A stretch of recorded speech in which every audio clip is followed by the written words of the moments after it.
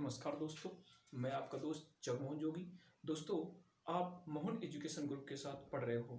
दोस्तों, आप वीडियो देखने के साथ साथ दोस्तों वीडियो को सब्सक्राइब, लाइक और शेयर जरूर कर दिया करो, जिससे दोस्तों इस लाइक और शेयर से दोस्तों हमारा उत्साहवर्धन होता है और दोस्तों हम आपके लिए आगे से और भी अच्छे तरीके से आपको मोटिवेट करने का प्रयास करते हैं, अर्थात दोस्तों आप इस प्रतियोगिता की दुनिया में अच्छी तरह से सफल हो सको। दोस्तों, बात करते हैं आज का विषय हमारा कालीबंगा। और कालीबंगा का दोस्तों अर्थ होता है, कालीबंगा अरबी भाषा का शब्द है। दोस्तों, कालीबंगा अरबी भाषा का शब्द है जिसका अर्थ होता है काले रंग की चूड़ियां। अर्थात दोस्तों कालीबंगा अरबी भाषा का शब्द है जिसका अर्थ होता है काले रंग की चूड़ियां। दोस्तों, बात करें स्वतंत्रता के बाद, दोस्तों स्वतंत्रता के बाद राजस्थान का खोजा गया पहला स्थल था कालीबंगा। अर्थात स्वतंत्रता के बाद 1947 के बाद भारत का राजस्थान के अंदर खोजा गया पहला स्थल कौन सा था? कालीबंगा।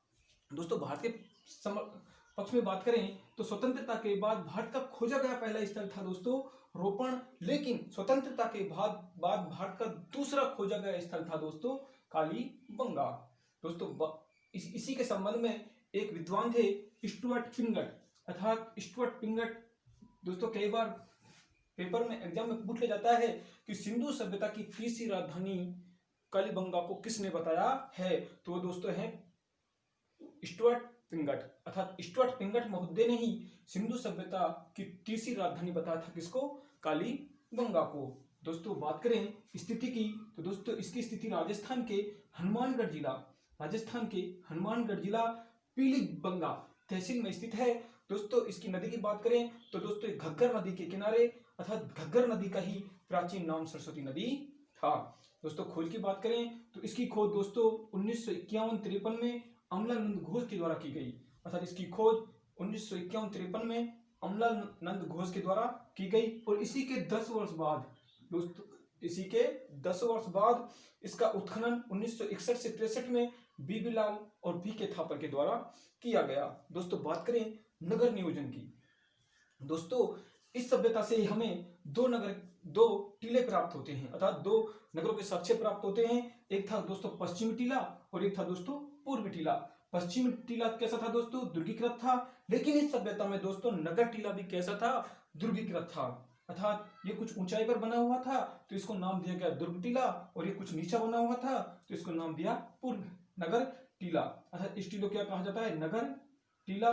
तो इसको नगर टीला के साथ साथ दोस्तों इस सभ्यता से हमें नगर टीले के साथ साथ दोस्तों इस सभ्यता से हमें दोनों टीले कैसे मिले हैं? दोनों दुर्गीकृत मिले हैं। अर्थात दोनों टीलों के क्या थी? एक सुरक्षा प्राचीर बनी हुई थी। तो दोस्तों कह सकते हैं हम कि इस सभ्यता से हमें दोहरी ध्रुवीकरण के साक्ष्य भी प्राप्त हुए हैं। अर्थात इस सभ्यता से हमें दोहरे ध्रुवीकरण के साक्ष्य भी प्राप्त हुए हैं। दोस्तों, इसी सभ्यता से हमें 5 सांस्कृतिक चरणों के साक्ष्य भी प्राप्त होते हैं। अर्थात दोस्तों जो ध्रुव टीला था और एक नगर टीला, जो ध्रुव टीला था दोस्तों उसकी खुदाई 5 चरणों में की गई। ध्रुव टीला था उसकी खुदाई दोस्तों 5 चरणों में की गई, और इस 5 चरणों में दोस्तों 2 चरण हमें प्राग हड़प्पा काल के और 3 चरण दोस्तों हमें हड़प्पा काल के प्राप्त हुए। अर्थात 2 चरण दोस्तों हमें प्राग हड़प्पा के और 3 चरण दोस्तों हमें हड़प्पा काल के प्राप्त हुए। और 2 चरणों में दोस्तों प्राग हड़प्पा काल में ही हमें सोथी संस्कृति के साक्ष्य प्राप्त हुए, जिसे ग्रामीण संस्कृति कहा जाता है। अब दोस्तों हम बात करें कि सोथी संस्कृति के साक्ष्य में कौन कौन से प्राप्त हुए, तो दोस्तों सोथी संस्कृति के साक्ष्यों में दोस्तों हमें यहाँ से देखें तो दोस्तों नगर टीले से दोस्तों हमें यहाँ से लकड़ी की बनी नालियां प्राप्त हुई, कच्ची ईंटों के बने मकान प्राप्त हुए दोस्तों। तो इससे हम कह सकते हैं कि यहाँ कैसी सभ्यता रही होगी? ग्रामीण सभ्यता रही होगी। दोस्तों उसके बाद बात करें तो इस नगर टीले से दोस्तों हमें लकड़ी की बनी क्या मिली है दोस्तों? नालियां मिली हैं। अर्थात प्रत्येक 3 घर के सामने क्या बनाया गया था दोस्तों? एक कुआं बना मिला हुआ है। अर्थात हम कह सकते हैं कि दोस्तों यहाँ के जो घर थे अर्थात जो मकान थे वो कैसे बने थे? कच्ची ईंटों के बनाए गए थे। अर्थात घर के आगे या बगल में पानी की निकासी के लिए क्या बनाई गई थी? लकड़ी की नालियां बनाई गई थी। अर्थात एक खोखली लकड़ी से क्या बनाई गई थी? नालियां बनाई गई थी, जो क्या हो गई होंगी दोस्तों? जल्दी खराब या खत्म हो गई होंगी, इसलिए इस सभ्यता से हमें उत्तम जल निकासी के प्रमाण नहीं मिलते हैं।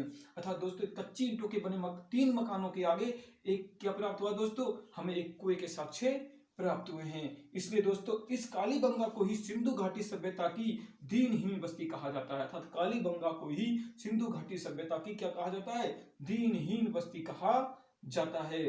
दोस्तों इस सभ्यता से हमें भूकंप के साक्ष्य भी प्राप्त हुए। अर्थात दोस्तों इसी सभ्यता से, कालीबंगा सभ्यता से ही हमें क्या प्राप्त हुए हैं कि भूकंप के साक्ष्य ही प्राप्त हुए हैं। यदि दोस्तों आपको वीडियो अच्छा लगा हो तो लाइक करें, शेयर करें, सब्सक्राइब करें।